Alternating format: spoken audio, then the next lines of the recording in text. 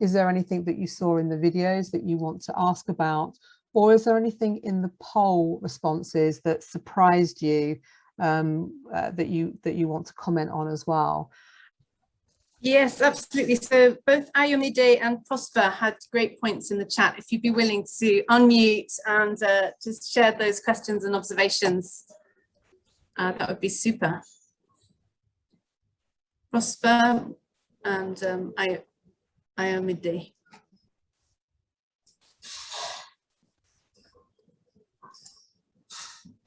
Thanks, Samantha. This is Ayomide. So my question was around the principal agency consideration, and I was saying that if we apply that to the prime and sub relationship, doesn't that then escalate above to the donor and prime relationship as well? All of these things are kind of part of a cascade, really, and I think it depends on how many people are involved in them. But I think we do have to look at each of the parties.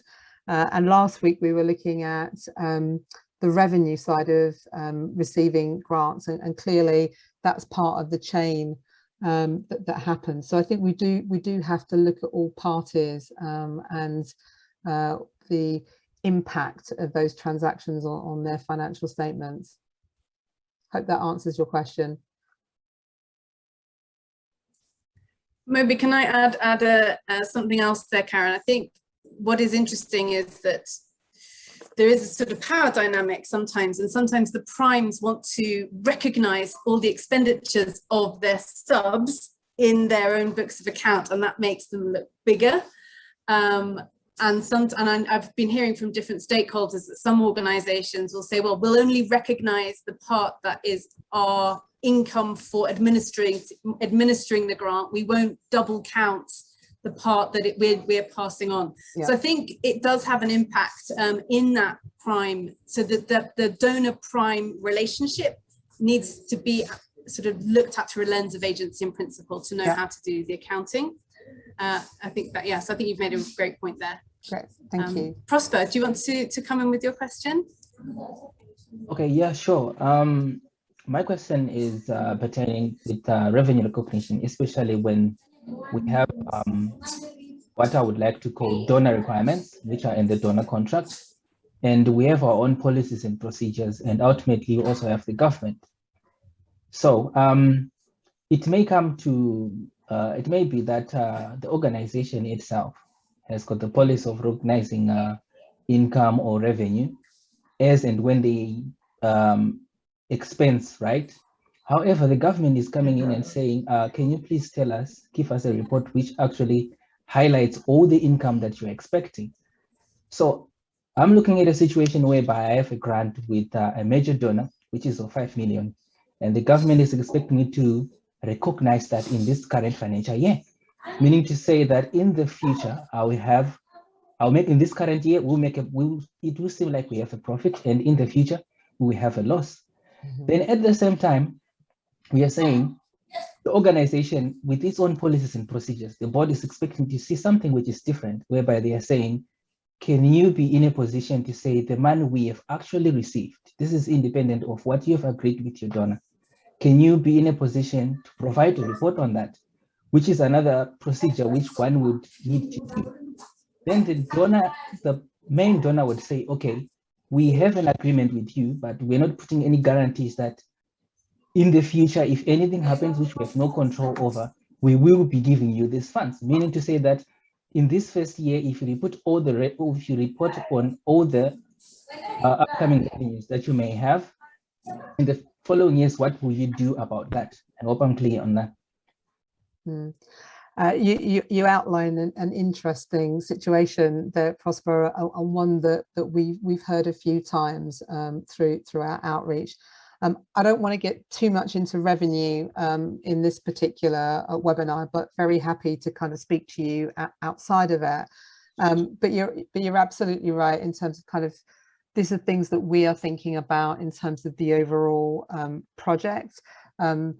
This project is about general purpose financial reporting, and we know that there are lots of different stakeholders out there who have got their own requirements. What we're trying to do through this project is try and meet as many of those requirements through a single set of guidance. But that may not work in every situation. And that's kind of why it's important for us to kind of gather information about the types of circumstance that people have, so that we can be trying to work through some of those things and try and harmonize as much as we can, so that there aren't multiple different sets of statements that people are having to produce. Sam, did you want to add something to that?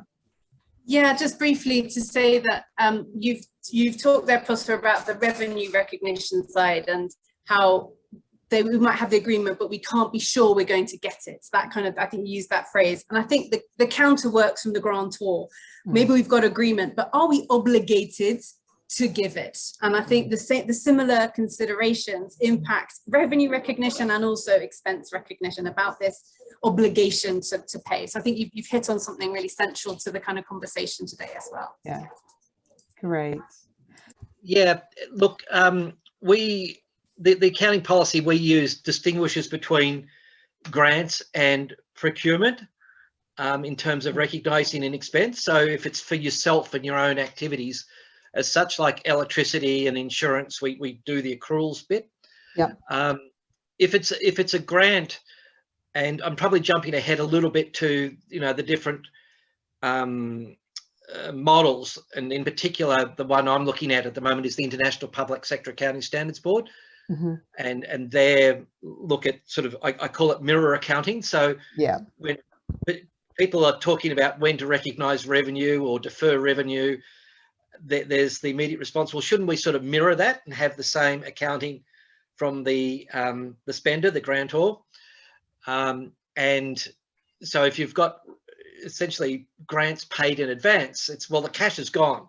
What asset do you have if the amount is in the recipient, I think it's called the sub in this webinar, hasn't been spent? You really have an asset. So there's a flip side to, if the cash is gone and you're not recognising expense, so you're recognising an asset. On the flip side, if payments are made in arrears, and there was comments about construction and things that are paid after the event, and with the accounting we talked about last week, possibly you'd recognise revenue for the activities that you've done. Does that mean that there's an expense on the other side? And you've talked about that with obligations and things like that, but trying to work that out, anything more than one grant basically is just horrendous, I would say. So all the things that you've said are quite valid, but in the end, we come back to essentially just wait for the bill or wait for the report to come in, which could be any time. It could be linked to financial years, but then people have different financial years. It could be during the particular financial year after 6 months. Sometimes these things come in.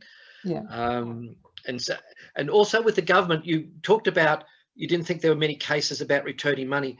Essentially, all our government grants have what we call termination for convenience clauses. And those clauses are that the grantor can say, no, I want to stop things. And it's for whatever reason, you can just stop it. And you return the amount you haven't spent. We're not going to chase after you for what you spent in accordance with the agreement, but anything unspent we can get back. So that can cause some issues as well. Yeah, I mean, you've covered a range of things there, and you're right. The work that IBSASB is doing, looking at grant expenses and kind of a mirror kind of arrangement, they're still working through that.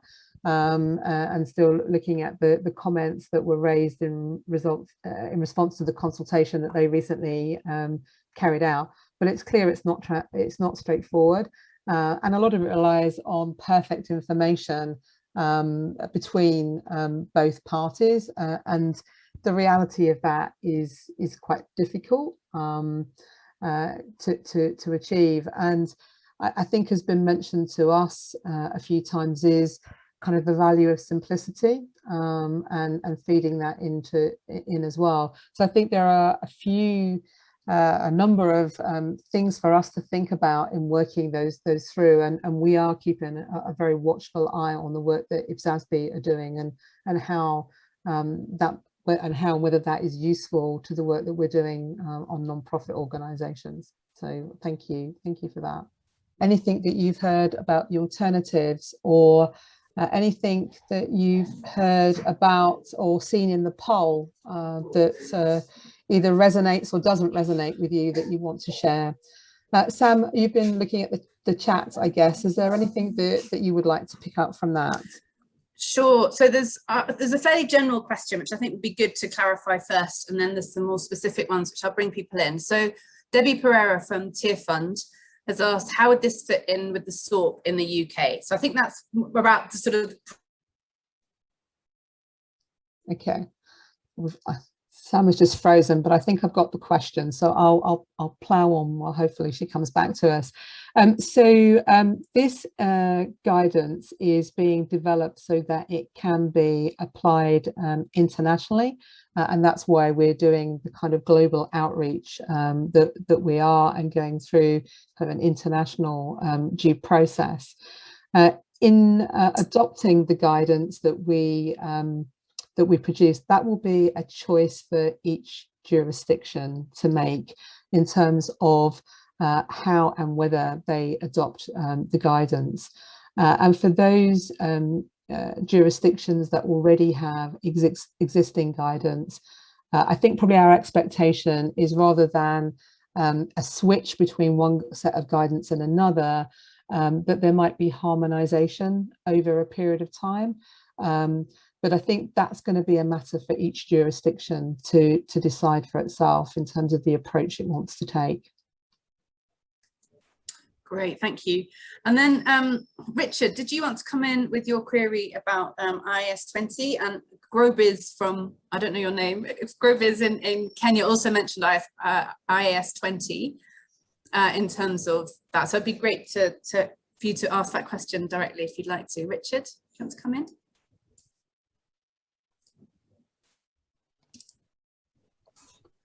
Richard Nairn? Yeah, oh, there we go. There we go. Hi, Richard. Hi, maybe I'm simplifying this a little. There's been quite a bit of work over the last few years, I suppose, in terms of income recognition, and particularly in Australia, where they've put the revenue for not-for-profits, or accounting for not-for-profits revenue standards in conjunction with it as well. And working in an entity which is, most of our funding is from government sources, and it goes on those performance obligations, which, and a lot of them are multi-year.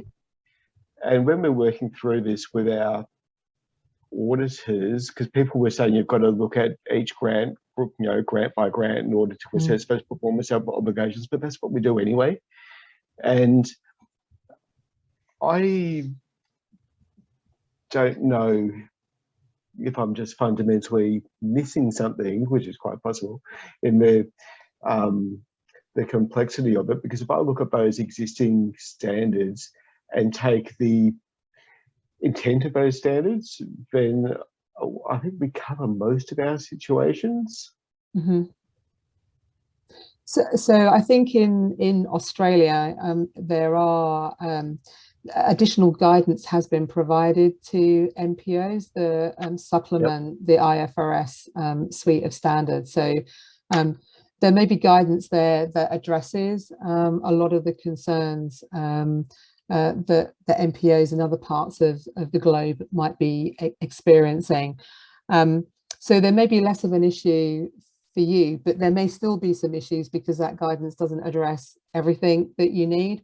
And I think that's why we're kind of keen to understand whether that is the case or not. We want to benefit from learning from other people's experiences, whether that experience is good or bad, because both can help us shape what we do with guidance that can be internationally applicable.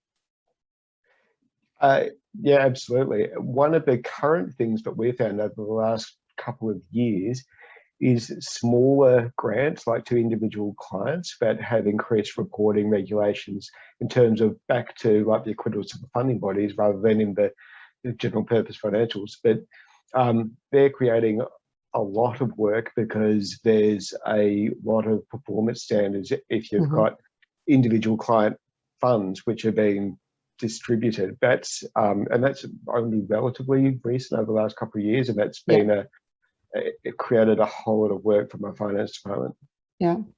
And you know, those kinds of examples are really good to share, and you know, we'd love to hear more about those, because I think they help us work out where we want to go in terms of the development of this guidance. So thank you for sharing that. Sam, is there anything else that you wanted to call out? Yes, Daryl Scott had a question. Daryl, would you like to come in? Thanks, Sam. So really just trying to understand the extent to which consideration is given when you do that comparability analysis that you had on your table, where you said that following IFRS potentially creates an incomparability. But specifically here, incomparability, specifically here in the context of grantors. Many grantors are not NPOs themselves. So it may be an electricity company or another company that grants and obviously they have no choice but to follow IFRS because they fall outside of the NPO framework.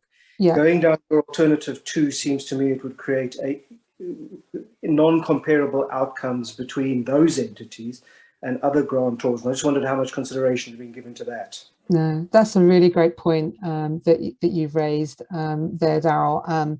And I think the focus of the work that we've done is where the NPO is the grantor, rather than where another entity is the grantor. So I think that's a perspective that we will need to think about as we start to develop the guidance. So that's a really good point that you've raised there. Thank you. Great. And then there's a point from Paul, which I think relates to receiving a grant rather than giving a grant for capital expenditure. But I think some of the issues might cross-cut. So Paul, would you like to come in with your question? Paul Setchell.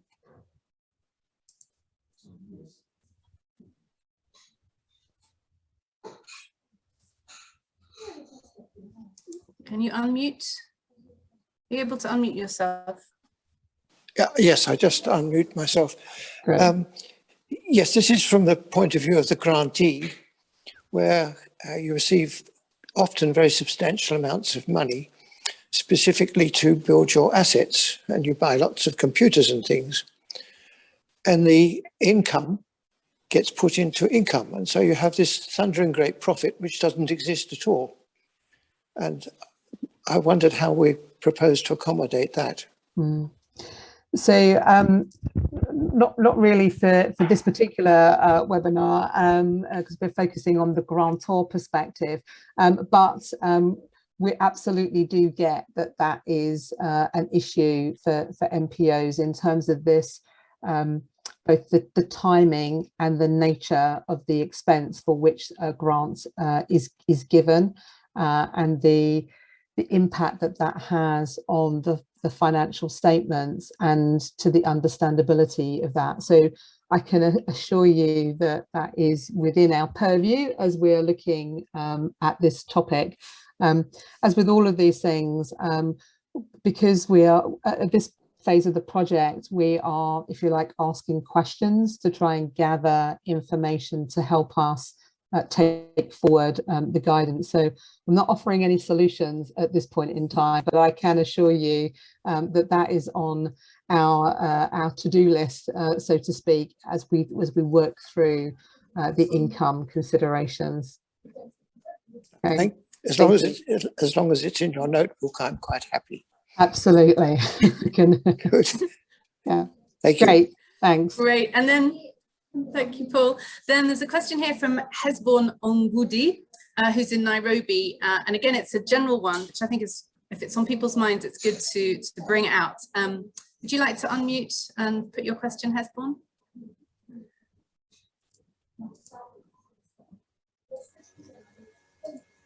Thank you.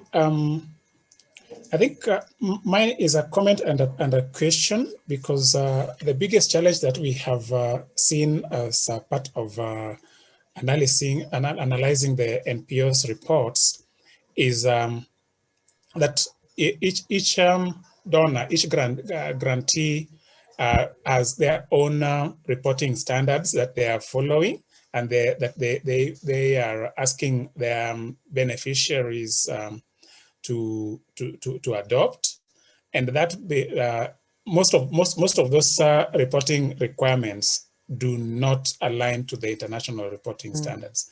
So it was my expectation that in developing a uniform standards for NPOs, we would all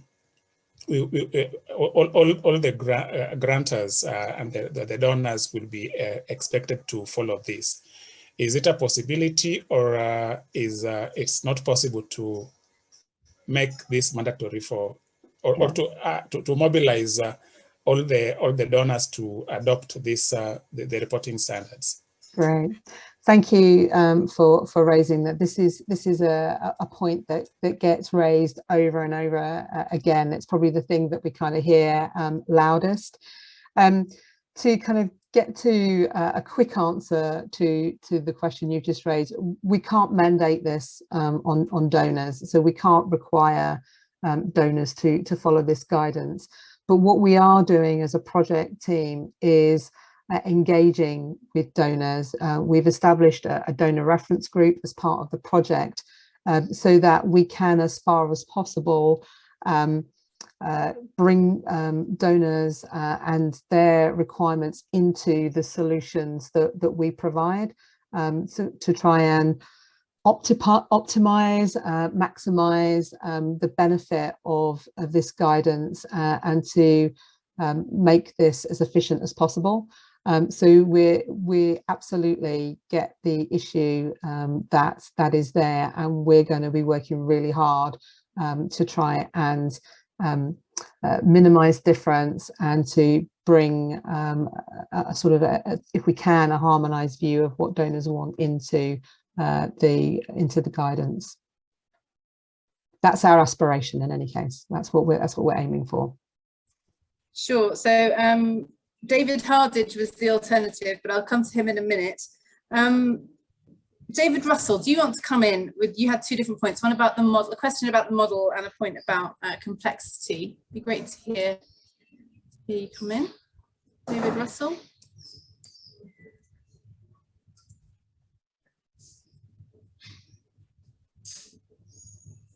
David, are you there?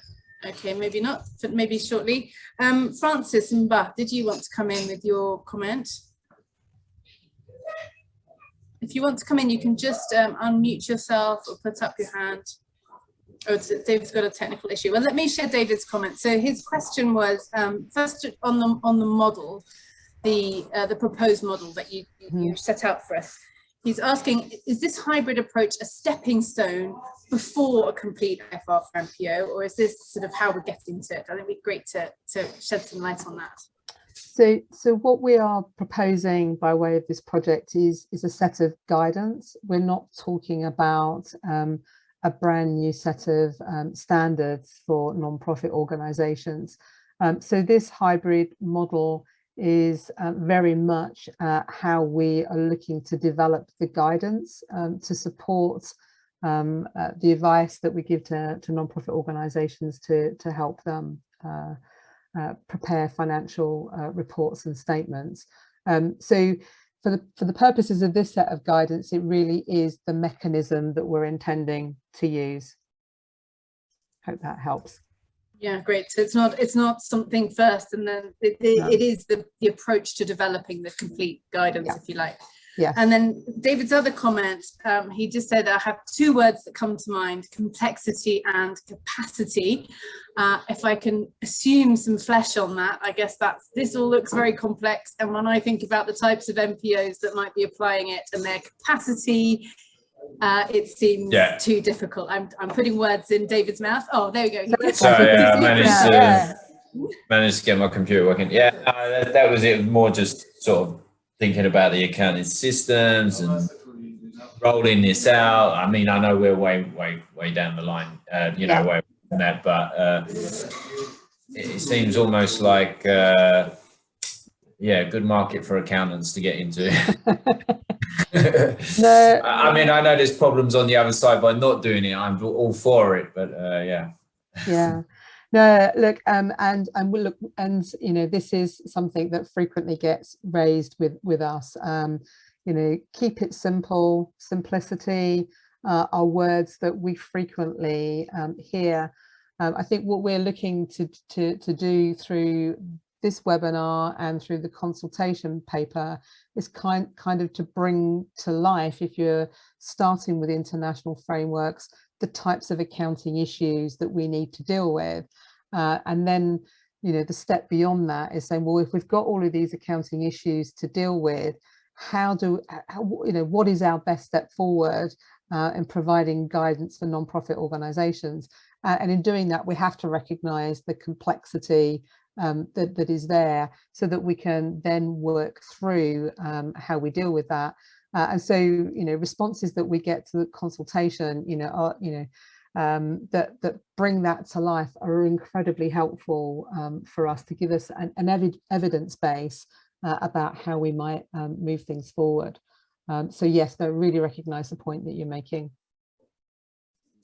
Yeah, and we hear that a lot, and I think as Karen's mentioned with all these examples, real life is complex in terms of the way these arrangements are structured, and trying to find as simple as possible accounting solution that's implementable and yet recognizes the complexity of the real situations that are there, I think is one of the key challenges of this project, really. Yeah. So I think you hit the nail on the head there of what keeps us awake at night. And tries to keep things conceptually sound, because that's important to the integrity of what we're doing as well. You know, if we depart too far away, then we might not have a credible set of guidance. So there's lots of things that we need to balance and trade off as we kind of work through this. Great, then Fernando, would you like to bring in José's comments that he made in Spanish? It'd be great to hear you put them forward.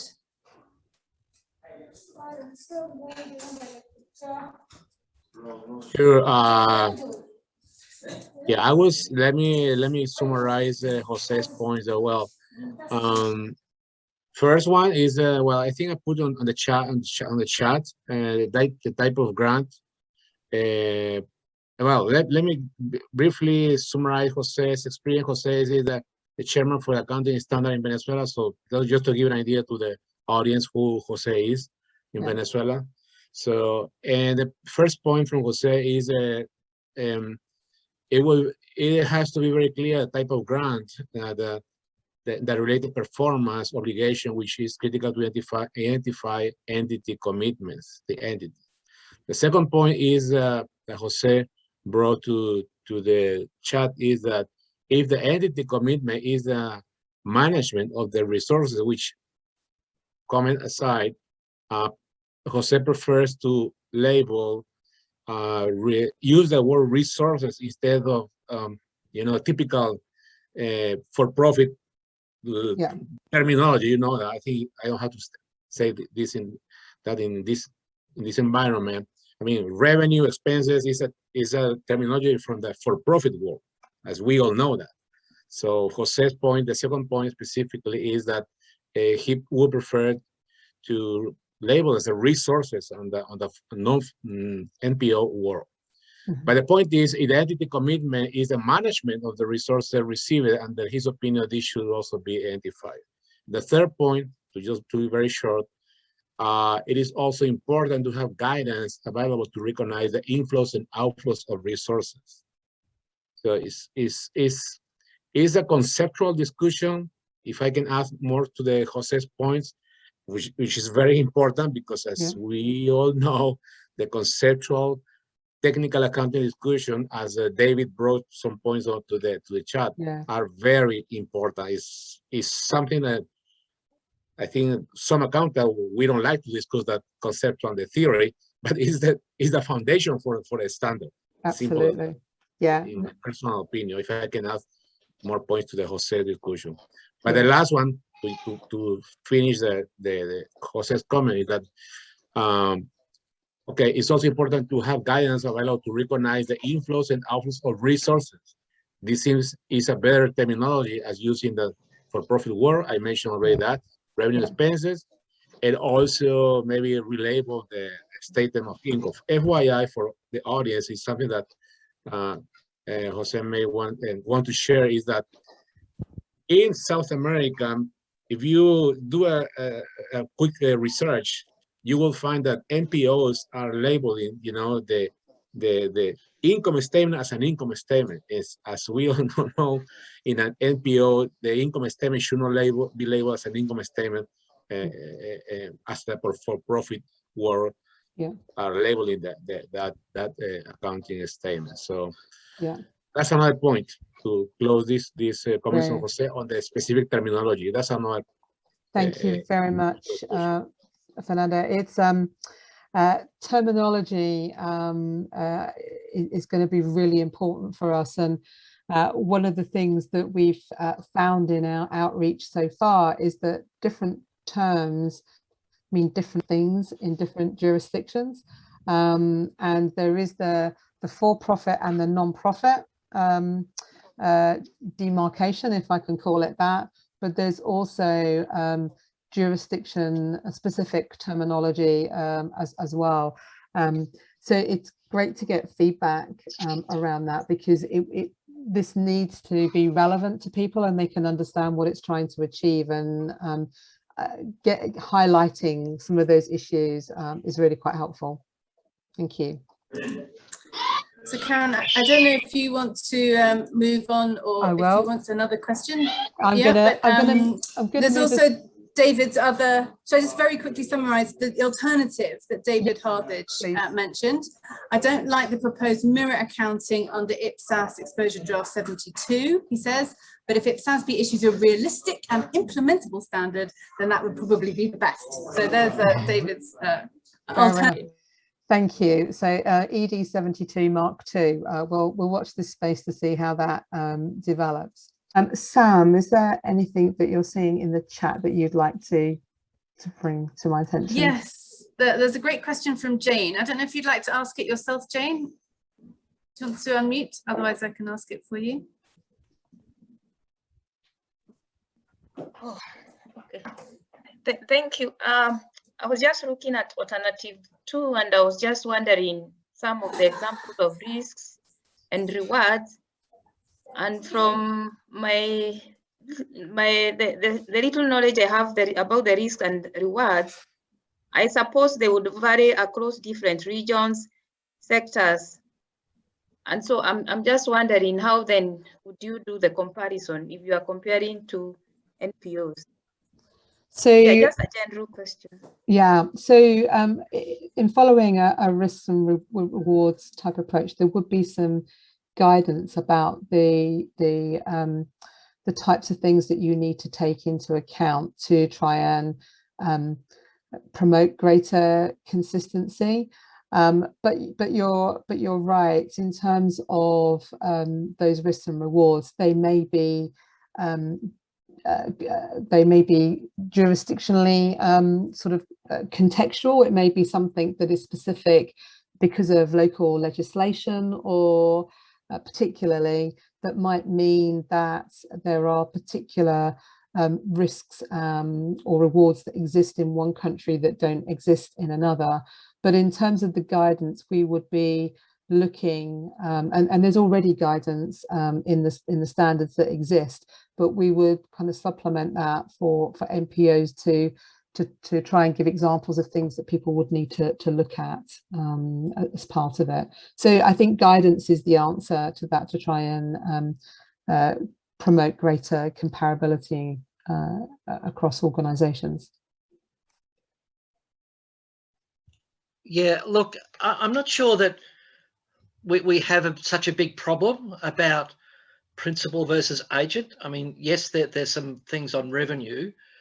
The two things that I've come across, because I mentioned in the previous webinar, we've been applying IFRS 15 in Australia last year with the control-based approach.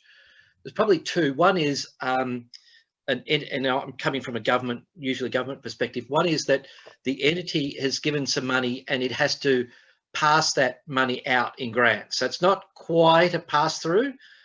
They've got to make some judgments, but the issue is, well, if the person meets the criteria, then they essentially have to, and that's the question, give the grant out. So is there any discretion in what the activities that they're doing?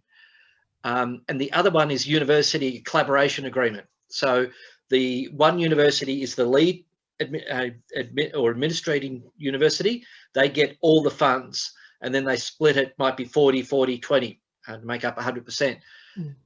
The question is, are they essentially separately accountable for the money they receive, or is the primary or the main or administrating university a principal for the whole lot, and they essentially get to recognise all the revenue and bumps up their revenue in what they're reporting? So the two main Australian grant agreements, education grant agreements, or research grant agreements we looked at were quite specific. If you're the lead university, you're responsible for everybody. If they muck up, essentially, you're it. So we essentially said, well, that's principle rather than only recognize 100 rather than 40%. So they're my two practical examples. And that goes to kind of what lies at the heart of the intention behind the arrangements, and trying to get a good grasp of that. I think you kind of clearly set out there what the intention was, that the lead is responsible, and that then helps make the subsequent decisions and support the accounting that then follows on from that. So those intentions are really important. Yeah, thank you, David.